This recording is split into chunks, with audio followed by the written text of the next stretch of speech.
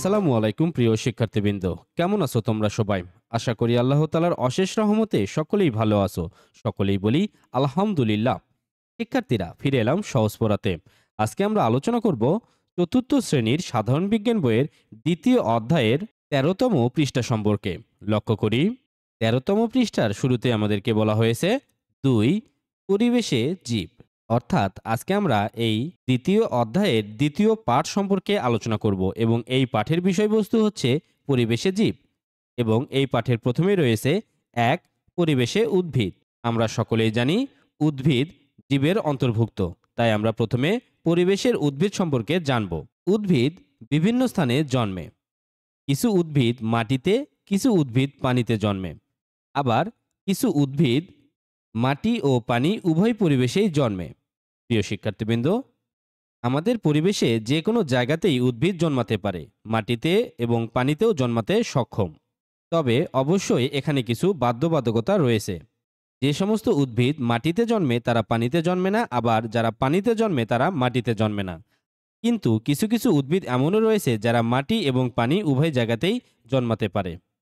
এরপরে আমরা একটি প্রশ্ন দেখতে পাচ্ছি। প্রশ্নে বলা হয়েছে উদ্ভিদ কোথায় কোথায় জন্মে। প্রথমেই আমরা প্রশ্নটি তুলে নিব।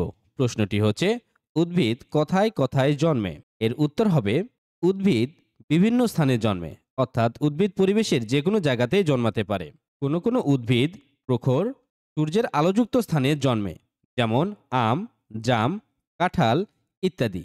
এই সমস্ত উদ্ভিদ কিন্তু আবার প্রখর সূর্যের আলো ছাড়া জন্মাতে পারে না। এরপর কিছু কিছু উদ্ভিদ ছায়াযুক্ত স্যাঁতসেঁতে শীতল স্থানে জন্মে, যেমন মশ, ফান জাতীয় উদ্ভিদ। এরা সবসময় ছায়াযুক্ত স্যাঁতসেঁতে শীতল জায়গায় জন্মে, সূর্যের প্রখর আলোতে বাঁচতে পারে না। আবার কোনো কোনো উদ্ভিদ পানিতেও জন্মে, যেমন কচুরিপানা ও শাপলা। যে সমস্ত উদ্ভিদ পানিতে জন্মে, যেমন কচুরিপানা ও শাপলা, এরা কিন্তু আবার মাটিতে জন্মাতে পারে না।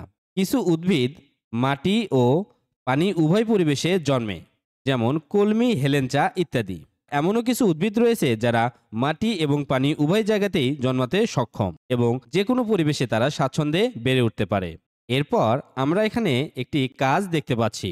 লক্ষ্য করে দেখো, কাজের বিষয়বস্তুর নাম হচ্ছে উদ্ভিদ কোথায় জন্মে।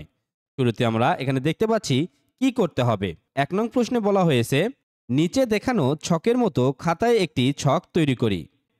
লক্ষ্য করো, কাজ উদ্ভিদ যেখানে জন্মে এবং এই কাজ সমাধানের জন্য যা যা করতে হবে। ১, নিচে দেখানো ছকের মতো খাতায় একটি ছক তৈরি করলাম, অর্থাৎ আমাদের বইয়ের পৃষ্ঠাতে যে ছকটি দেখানো হয়েছিল হুবহু সেই রকম একটি ছক তৈরি করার চেষ্টা করব। ২, খাতা নিয়ে শ্রেণীকক্ষের বাইরে যাই।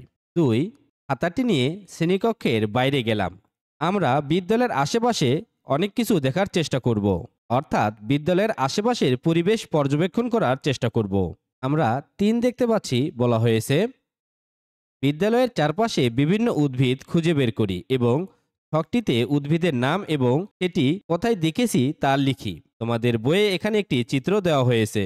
আমরা যদি আমাদের বিদ্যালয় থেকে বের হয়ে পরিবেশ দেখার চেষ্টা করি তাহলে হয়তো কিছুটা এমন পরিবেশই দেখতে পাবো। লক্ষ্য করে দেখো, এখানে আমরা একটি দেয়াল দেখতে পাচ্ছি। এই দেয়ালের গায়ে সবুজ সবুজ শ্যাওলা দেখা যাচ্ছে। এই শ্যাওলাগুলোকে কিন্তু মশ বলা হয়। এরপরে দেখো, এখানে আমরা যে উদ্ভিদটি দেখতে পাচ্ছি এই উদ্ভিদটাকে বলা হয় হচ্ছে ফান জাতীয় উদ্ভিদ। এরপরে কিন্তু আমরা কচুরিপানা দেখতে পাচ্ছি। এছাড়াও কিন্তু আমরা এখানে বিভিন্ন ধরনের বড় গাছ দেখতে পাচ্ছি। এই বড় গাছগুলো কিন্তু আম, জাম, কাঁঠাল যে কোনো গাছ হতে পারে। তাহলে অবশ্যই আমরা আমাদের বিদ্যালয়ের চারপাশে যাব এবং দেখব সেখানকার পরিবেশে কি কি উদ্ভিদ জন্মে। নমুনা স্বরূপ তোমাদেরকে ছকটি পূরণ করে দেখানো হচ্ছে। ৩, বিদ্যালয়ের চারপাশে বিভিন্ন উদ্ভিদ দেখে ছকটি পূরণ করলাম। তোমার পাঠ্য বইয়ের প্রতিটি পৃষ্ঠার সহজ সমাধান পেতে আজই ডাউনলোড করো সহজ পড়া অ্যাপসটি। সহজ হোক তোমার পড়ালেখা। প্রথমে আমরা দেখতে পাচ্ছি বাম পাশে রয়েছে উদ্ভিদের নাম এবং ডান পাশে রয়েছে কোথায় দেখেছি। অর্থাৎ আমরা কিছু উদ্ভিদের নাম লিখব এবং সেগুলো কোথায় দেখেছি আমরা তা ভালোভাবে পর্যবেক্ষণ করার চেষ্টা করব। প্রথমে আমরা যে উদ্ভিদের নাম দেখতে পাচ্ছি উদ্ভিদটির নাম হচ্ছে মশ। এই মশ জাতীয় উদ্ভিদকে আমরা কোথায় দেখেছি? স্যাঁতসেঁতে পুরনো দেয়ালে। মশ হচ্ছে মূলত শ্যাওলা। এই শ্যাওলা জাতীয় উদ্ভিদগুলো কিন্তু সবসময় স্যাঁতসেঁতে পুরনো জায়গাতেই জন্মে। এরপরে আমরা দেখতে পাচ্ছি শাপলা। আমরা শাপলা ফুলটি পানিতে দেখেছিলাম। শাপলা কিন্তু সবসময় পানিতেই জন্মায়। এরপর আমরা কিন্তু আম গাছ, কাঁঠাল গাছ ইত্যাদি বড় গাছ দেখেছিলাম এবং এই গাছগুলো আমরা দেখেছিলাম প্রখর সূর্যের আলোযুক্ত স্থানে, অর্থাৎ যেখানে সূর্যের আলো খুব প্রখরভাবে হয় সেখানে এই গাছগুলো স্বাচ্ছন্দ্যে বেড়ে ওঠে। এরপরে আমরা দেখতে পাচ্ছি কচুরিপানা। কচুরিপানাও কিন্তু শাপলা ফুলের মতো পানিতেই জন্মে। এরপর আমরা দেখতে পাচ্ছি কলমি শাক। কলমি শাক কিন্তু পানি ও মাটি উভয় স্থানেই জন্মে। এটা পানিতেও জন্মাতে পারে, আবার মাটিতেও জন্মাতে পারে। প্রিয় শিক্ষার্থীবৃন্দ, তোমরা চাইলে তোমাদের দেখা উদ্ভিদগুলোর নামও এখানে লিখতে পারো এবং তোমরা কোথায় দেখেছো সেই নামটিও অবশ্যই এখানে লিখে দিবে। এরপর কাজের সর্বশেষ প্রশ্ন 4, কাজটি নিয়ে সহপাঠীদের সাথে আলোচনা করি।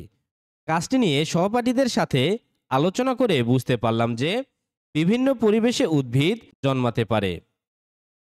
এই ছিল আজকের আমাদের 13 পৃষ্ঠার আলোচনা।